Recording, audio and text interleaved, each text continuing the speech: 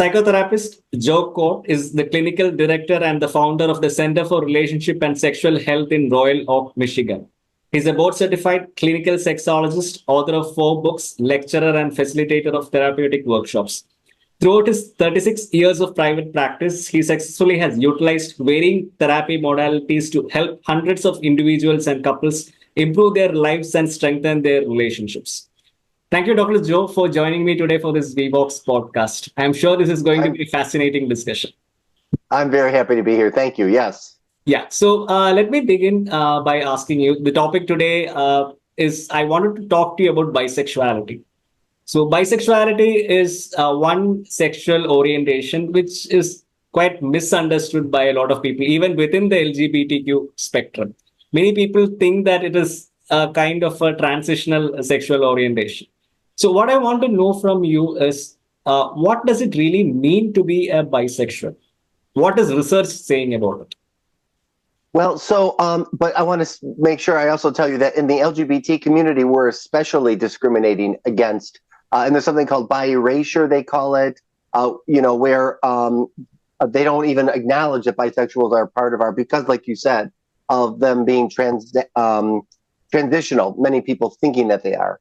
But the definition basically is that they are attracted to multiple genders, one or more genders, right? So people say, well, wait a minute, there's only 2 genders. There's 2 sex, male and female, but people express their gender in different ways. Or they don't express, they're non-binary maybe. So bisexuals are attracted to many people, but gender lines are usually important to them. Okay. So when you say they're attracted to many people, again, the perception which people have is maybe because of the word bisexual. They think that they're only attracted to men and women. It's not. Right. No, it used to. I mean, it used to be defined that way, right? Fritz Klein wrote this book called The Bisexual Option in the 90s, which is still a very good book, a little bit outdated because he only talks about the 2 genders. Well, he would say attraction to 2 sexes. But, today people have more understanding. He has since he's died and has not continued on his work beyond that book that I know of. And those who did just say, no, bisexual really is inclusive of other people who describe themselves gender fluid, let's say. So they go back and forth between male and female. And a bisexual would say, I'm attracted to that. Okay. So basically it cuts across various genders. That is what you're saying. Yes. So then what is Yes. pansexual? So then pansexual are people that are attracted to people where gender lines don't matter. They would say that they're attracted to hearts, not parts. So it doesn't matter if there's a configuration of a gender, if there's not a configuration of a gender, they're agender, genderless, whatever it is, the person is who leads the way, not gender. Oh, that's the thing. Okay, so this is for my own education. I mean, how does someone come to know that he is actually a bisexual and not the sexual orientation which he's experiencing is not a transitional thing? How can somebody be sure about that?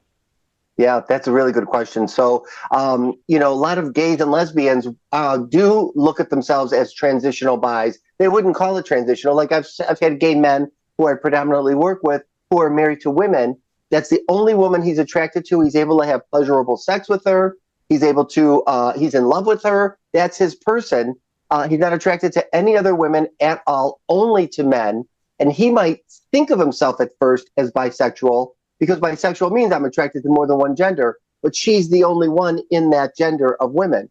So once he claims his identity and recognizes, no, I'm really gay, then he realizes I'm not bi at all, I'm really gay. Bisexual would be, let me give you the definition if I can, of Robin Oakes. Robin Oakes, OCHS, is a American researcher and author.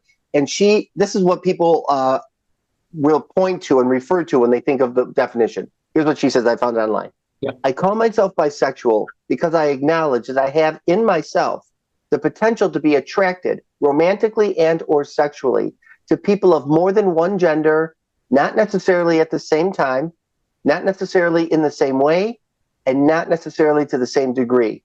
For me, the bi in bisexual refers to the potential for attraction to people with genders similar to and different from my own. Okay. But I'm trying to answer your question. It's hard. A bisexual would know because, and nobody can tell, by the way, somebody if they are or if they're not. I always jokingly say, people call me all the time, am I gay, straight, or bi? And I say, I'm not a gay whisperer. You know, if I was, I'd be rich because I'd be able to tell you and everybody would be happy about that. Only the bisexual can know. And usually they're either attracted to both men and women or more, sexually to one or both, romantically to one or both. It's not, I think that's why people have a hard time understanding bisexuality. It's complex. It's not just I'm only attracted to one gender romantically and sexually. Yeah. Also, Doctor, I have read, researches where it was often said that people, they kind of come to know about their sexual orientation by the age of around 6. They will have more or less an inclination of what their or sexual orientation is. As far as a bisexual is concerned, do they also experience that kind of definite sexual orientation at that young age? Yes, 100%. They just don't know what to call it because we only teach children to understand that they're heterosexual and cisgender. So there's no language around it, but they absolutely know, just like gays and lesbians do. Oh, that's wonderful. Okay. Also, Doctor, the kind of sexual attraction which the bisexuals experience, is it almost equal for all the sexes, or how does it vary? What is the varies. Proportion? Yeah. Right. If people think of it as equal, well, I'm equally attracted to men and women sexually and romantically, but no, every bisexual is different. Some bisexuals are only, so some bisexual men might only be sexually attracted to men, but romantically and sexually to women, or the opposite. So it really depends on how they, when they go inside, what they recognize it to be true for them. So if you can say maybe a percentage of their sexual attraction towards various sexes, how will you put that to get an understanding, to get an idea? Like, sure. And what's the question? The percentage of sexual attraction. Like, for instance, whether a bisexual will be more attracted, 70% attracted, sexually attracted to a man, or 30% to a woman, or the other way around. How can that? There's no good definition on any of that. There's no number. It's really what they say. So they would say, like, so I would say to a heterosexually married gay guy, he's only attracted to women. Sometimes they'll say, I'm bi because I'm attracted to my wife. And I'll say, but are you attracted to other women in general? And he would say no. If he would say yes, then I'd be more inclined to support a bisexual identity for him. He's the one who decides in the end, not me. But I would say a bisexual is more than one person of either gender or whatever gender they're attracted to. Okay. Also, Doctor, another question which I wanted to ask you is when it comes to experiencing fluid sexuality and gender orientation, research is showing that women are more prone to become bisexuals than men. They experience more gender fluidity and sexual, fluidity. Is this true, or how? No, that's the myth that exists out there. So the only reason we know that more women are bisexual than men is because men underreport. They don't tell because of the stigma for men to be attracted to men. Once a man says, hey, I think I'm attracted to men too, I might be bi, people stamp him with the stigma that you're gay. Now, I don't think being gay is a stigma, but that's the mindset out in the community. Women can have fluidity and bisexuality, men can't, and it isn't true. Oh, so the whole theory about erotic plasticity of women having greater erotic plasticity and all is not real. That's what you're saying? No. In fact, so then there's another piece to this, which you're referring to, which is called sexual fluidity. Correct. Sexual fluidity is different than bisexuality. Okay. Bisexuality is over time, it stands true that I'm attracted to two or more genders. And it starts from childhood, it goes all the way into my adulthood, into my old age. Somebody who's sexually fluid it's not that.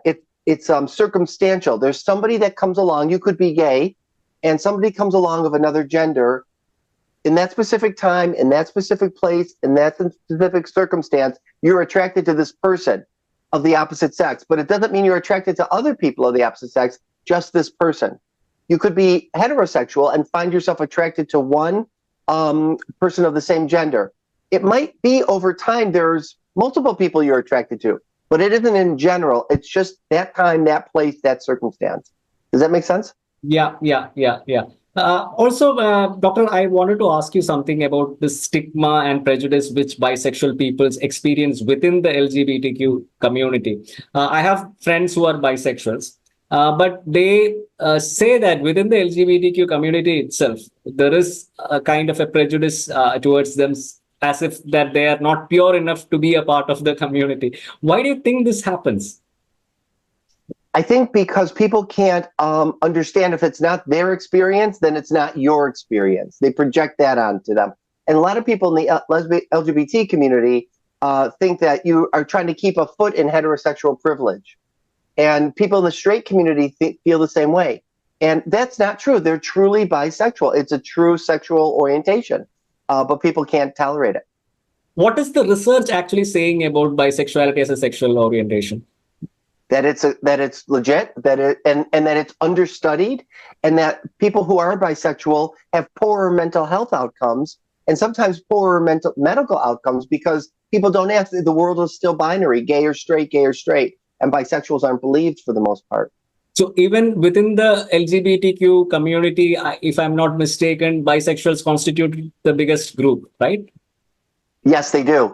And this research, by the way, it comes from Lisa Diamond, her work on sexual fluidity. At first, her work was just about women, and she didn't think men could be fluid. Correct. She knew men could be bisexual. And then she apologized and said, no, because women, when they're fluid, they do it more relationally. When men are fluid with other men, they are more transactional. So it's different. But people, this is confusing to people who can't critically think and hold more than one reality. Can you please explain or elaborate a little more on that, the difference between relational and transactional fluidity? Yep. So when women, let's say that they're straight, but they find a woman that they're attracted to, they have to have some kind of relationship with her, like know her, maybe get to have some kind of sense of who she is, who I am. When men have sex with other men, it's transactional. It's just about the act. We may not exchange names. I don't know you. I don't care about you. We met in a hotel. We're out in the staircase here, engaging in it, and then we go back to our rooms. And there's nothing relational about it.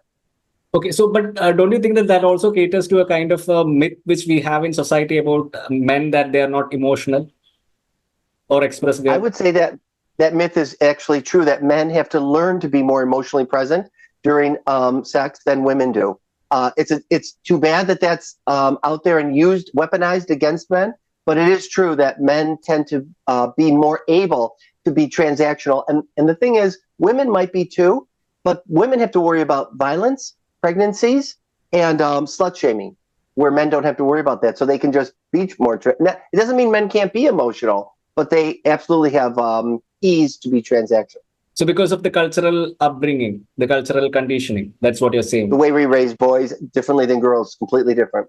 But other than that, what you're saying is there is not much of a difference in the fluidity between men and women when it comes to sexual attraction. Not at all. Nope.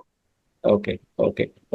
That's very interesting. It completely changed in fact, even I was under the assumption that there is actually a lot of difference in when it comes to, sexual fluidity, and more women are opening up, claiming to be bi than men. So I was, Yeah, because here's what I always say. When women have one non-heterosexual, when men have one non-heterosexual thought, he's stigmatized. When a woman has one non-heterosexual thought, she's fetishized. Both are problematic, but at least a woman can do it. And people are like, oh, that's kind of cool. Where men you're never going to get that reaction from the public.